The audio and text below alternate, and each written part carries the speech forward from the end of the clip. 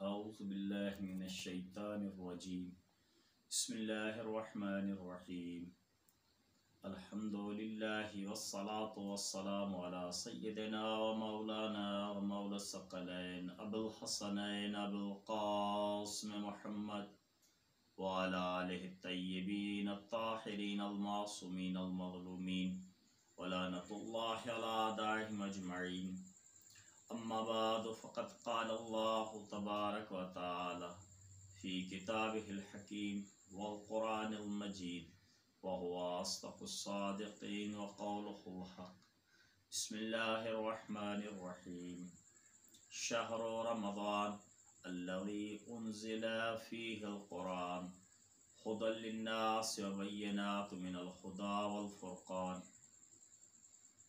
آج کے موضوع کی گفتگو روش معصومین علیہ السلام ماہ رمضان، یعنی ماہ رمضان میں معصوم ہستیوں کی کیا روش تھی، اسی پہ گفتگو ہے۔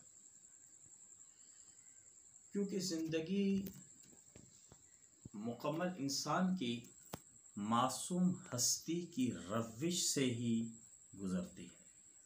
روش معصوم پہ ہی عمل کرتے انسان کی زندگی بہتر گزرتی ہے۔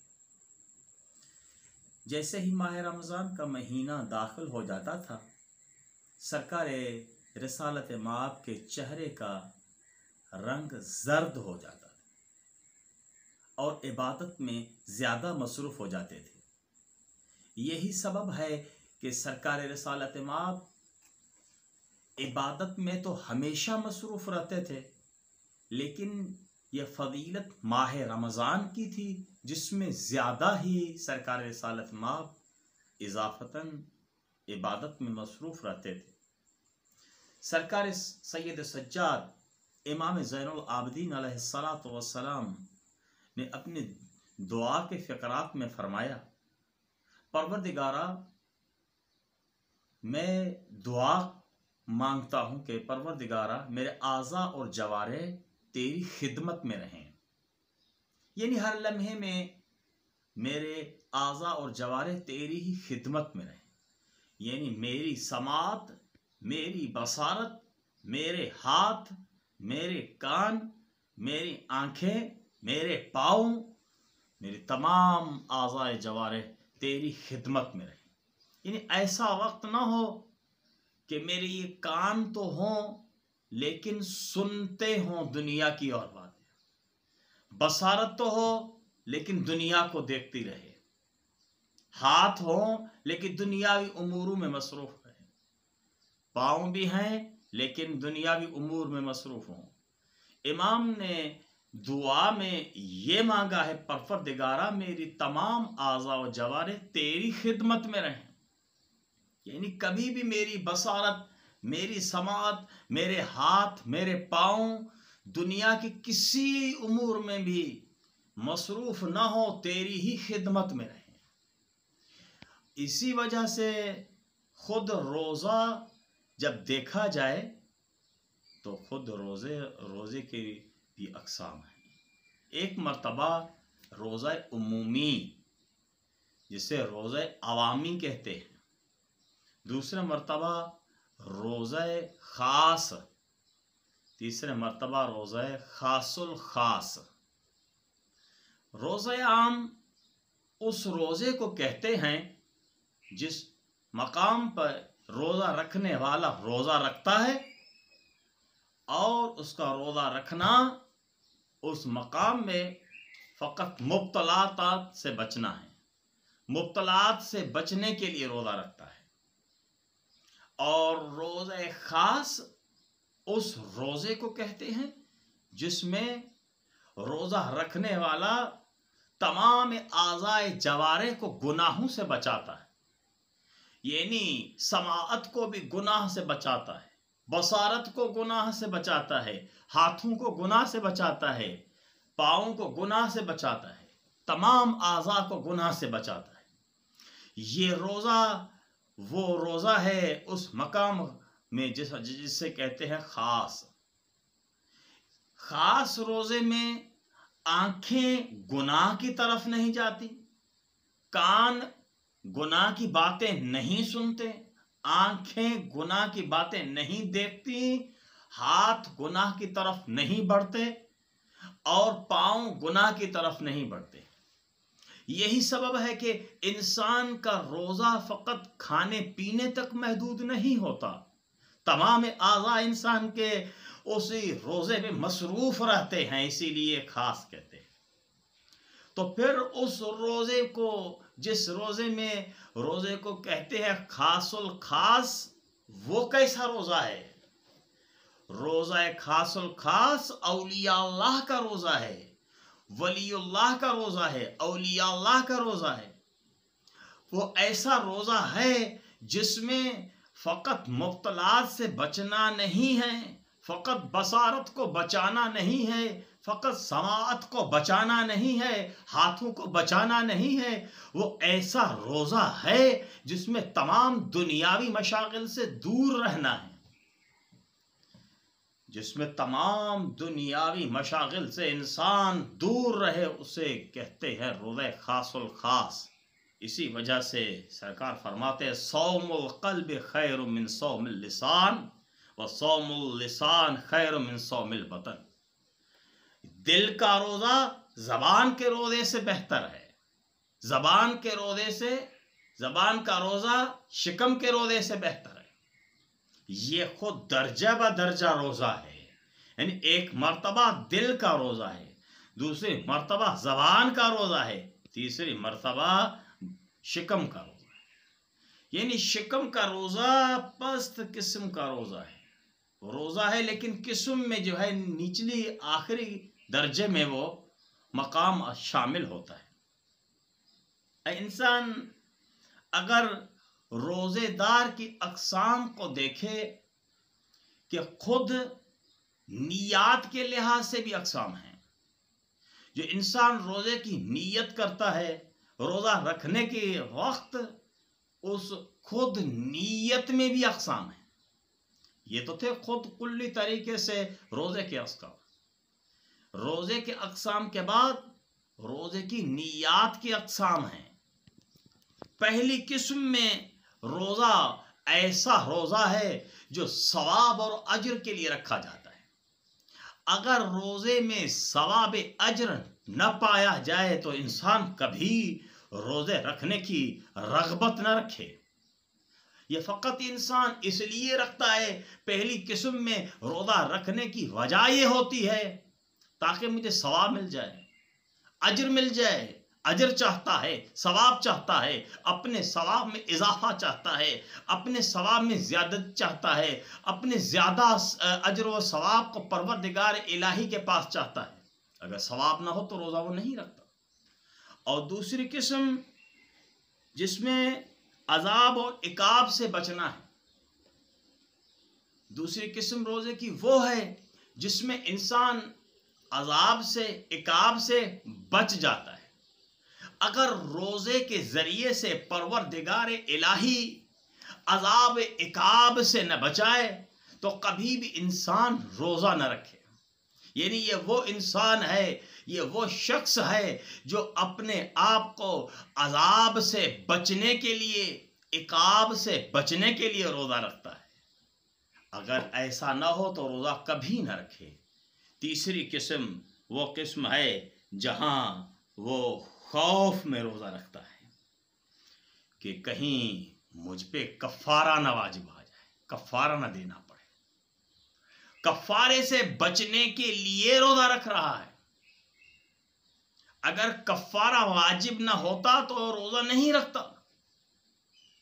यानी सबब उसका रोज़ा रखने का फ़कत कफ़ारा है कि अगर कफ़ारा वाजिब ना होता तो वो शख्स कभी भी रोज़ा नहीं रखता। और चौथी किस्म कि वो शख्स है जो इबादत समझ के रोज़ा नहीं रखता, आदत समझ के रोज़ा रखता है। नमाज में भी ऐसे है बाज़ अफराद के नमाज पढ़ना इबादत नहीं होती, नमाज पढ़ना आदत हो जाती है। नमाज न पढ़े सुकून नहीं मिलता। नमाज न पढ़े तो उसको ज़हनी तरीके से वो खुद तैयार नहीं रहता कि कैसे मैं नमाज नहीं पढ़ी है, आज तो मैं नमाज ही नहीं पढ़ी। इसलिए नहीं कि परवरदिगार इलाही की इबादत नहीं की है, आदत बन चुकी है सजदे करने की, आदत बन चुकी है रुकू करने की, आदत बन चुकी है क़ियाम करने की, आदत बन चुकी है मस्जिद में जाने की, आदत बन चुकी है तस्बीह उठाने की, जिक्र पढ़ने की आदत बन चुकी है। तो फिर जहां आदत है उस मकाम पे आदत को कंप्लीट करने के लिए नमाज पढ़ता है। तो रोज़ा भी बाज ऐसे अफराद हैं जो रोज़ा आदत की बिना पे रखते हैं, जो हर माह रमज़ान में आने वाले माह रमज़ान में रोज़ा रखता था, साबिका रखता आ रहा है, अभी उसकी आदत है, रोज़े के बगैर वो नहीं रह सकता। पांचवा गुरु वो है जो खौफ की वजह से रोज़ा रखता है। किस किस्म का खौफ? अगर खौफ परवरदिगार इलाही हो, नहीं, खौफ रहता है उसे दुनियावी खौफ रहता है कि कहीं दुनियावी खौफ रहता है कि इज्जत न चली जाए, आबरू न जाए, लोग ये न कहें कि ये रोजेदार नहीं है। नमाजी भी ऐसे हैं बात कि नमाज पढ़ते वक्त ये सोचते हैं कि लोग ये न कहें कि ये नमाजी नहीं है, बेनमाजी है। खुदा न करे कि हम ऐसा रोज़ा रखें, ऐसी नमाज पढ़ें जिसमें दुनिया को दिखाने के लिए पढ़ें और ये नियत करें कि परवरदिगारा अगर हमने रोज़ा नहीं रखा तो हमारी इज्जत नहीं रहेगी। अपनी इज्जत बचाने के लिए रोज़ा रखना ये बहुत उस पस्त मकाम का रोज़ा है। और ये वो लोग हैं जो मासूम हस्तियों के फरमान के मुताबिक ये मुर्दा लाशें हैं जो अपनी इज्जत को बचाने के लिए रोज़ा रखते हैं, परवरदिगार इलाही की इबादत समझ के रोज़ा नहीं रखते। छठी किस्म के वो लोग जो शरीयत में रोज़े को वाजिब समझते हैं और वाजिब समझकर परवरदिगार इलाही के वजूब की अदायगी के लिए रोज़ा रखते हैं। सातवीं किस्म के वो लोग हैं जो अहले इबादत हैं और परवरदिगार इलाही की इस इबादत समझ के, इताअत समझ के, परवरदिगार इलाही का हक समझ के रोज़ा रखते हैं। ये रोज़ा उस मकाम बुलंदी पर है जो सातवीं किस्म है। तो फिर रोज़े में नियत हैं, हर एक नियत अलग अलग हैं। जैसी नीयत है सवाब भी ऐसा है, अजर भी ऐसा है। तो फिर अगर नीयत बुलंदी की तरफ है तो सवाब भी बुलंदी की तरफ है। इसी तरीके से सवाब माह रमज़ान के लिहाज से बहुत सी रिवायात मौजूद हैं जिसमें माह रमज़ान के महीने में रोज़े का सवाब शुमार किया जाता है। माह रमज़ान तमाम इबादत में ज़्यादा अज्र व सवाब रखता है बाकी महीनों से। ये महीना है जिस महीने की परवरदिगार इलाही ने इतनी अहमियत करार दी है कि जिसमें रोज़े की भी इबादत, रोज़े की भी सवाब अज्र में इजाफत और बाकी इबादात में भी अज्र व सवाब बढ़ता है। जिस तरीके से हर चीज़ के लिए एक मकाम बुलंद है, हर चीज़ के मकाम एक मकाम शरफ है, ऐसे महीनों में भी इस महीने को शरफ है। जिस तरीके से मक्के को बैतुल्लाह की वजह से शरफ है, मदीने को रिसालत माब की वजह से शरफ है और नजफ को सरकार अमीर अल मोमिनीन की वजह से शरफ है, करबला को सरकार सैयद शुहदा की वजह से शरफ है। जिस तरीके से हर मकाम, हर जगह को अपना अपना शरफ है, दिनों में روز جمعہ کو اپنا شرف ہے، اسی طریقے سے مہینوں میں ماہ رمضان کو خصوصی پروردگار الہی کا شرف ہے۔ خطبہ شعبانیہ میں سرکار رسالت مآب صلی اللہ علیہ وآلہ وسلم فرماتے ہیں کہ یہ مہینہ پروردگار الہی کی مہمانی کا مہینہ ہے۔ ہم پروردگار الہی کے مہمان ہیں اس کے دسترخوان پہ۔ یہ دسترخوان الہی، بارگاہ الہی سے یہ وہ دسترخوان ہے جس دسترخوان پہ ہم اس مہینے میں ہم اس پروردگار الہی کی مہمانی میں رہتے ہیں۔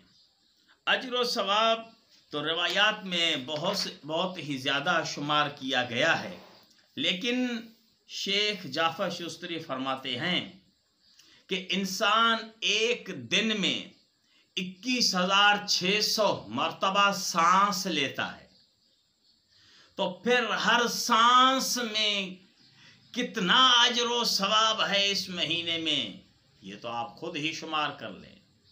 جب ایک دن میں یعنی ایک روزے میں 21,600 مرتبہ سانس شمار ہے تو بتائیں کہ یہ کتنا ثواب بنے گا، یہ شمار خود ہی کر لیں۔ عام دنوں میں ماہ رمضان کے علاوہ سورہ توحید 3 مرتبہ پڑھنے کا ثواب پورے قرآن کے ثواب کے برابر ہے، لیکن ماہ رمضان میں ایک آیے مبارکہ کا اتنا ثواب ہے کہ مکمل قرآن کے برابر ہے۔ عام دنوں میں 3 مرتبہ سورہ توحید پڑھی جائے تو پھر ختم قرآن کا ثواب ہے، لیکن یہ ماہ رمضان کی پروردگار الہی نے اہمیت رکھی ہے کہ ایک آیت پڑھنے سے ختم قرآن کا ثواب ملتا ہے۔ تو یہی وجہ ہے کہ پروردگار الہی نے ایک سورہ توحید کی تلاوت کرنے سے 50 سالوں کی گناہوں کی مغفرت کو ذکر کیا ہے، یعنی ایک مرتبہ سورہ توحید پڑھنے سے 50 سال کے گناہ معاف ہو جاتے ہیں۔ کب؟ سونے سے پہلے ایک مرتبہ سورہ توحید تلاوت کر کے باوضو سو جائے، اس میں اتنا بڑا ثواب ہے۔ روایت میں ذکر ہوا ہے کہ اس لیے کہ سورہ توحید میں 50 حروف ہیں، ہر حرف ہر سال کے بدلے ہے، 50 حروف 50 سال کے بدلے میں ہے۔ کتنا اجر و ثواب ہے اس سورے کا، تو پھر اگر اس سورے کو ماہ رمضان میں تلاوت کیا جائے تو کتنا اجر و ثواب ملے گا۔ یہ پروردگار الہی نے اس مہینے کی اتنی اہمیت رکھی ہے، بارگاہ الہی میں دعا ہے کہ پروردگارہ ہمیں اس مہینے سے مستفید ہونے کی توفیق عطا فرما۔ والسلام علیکم ورحمۃ اللہ وبرکاتہ۔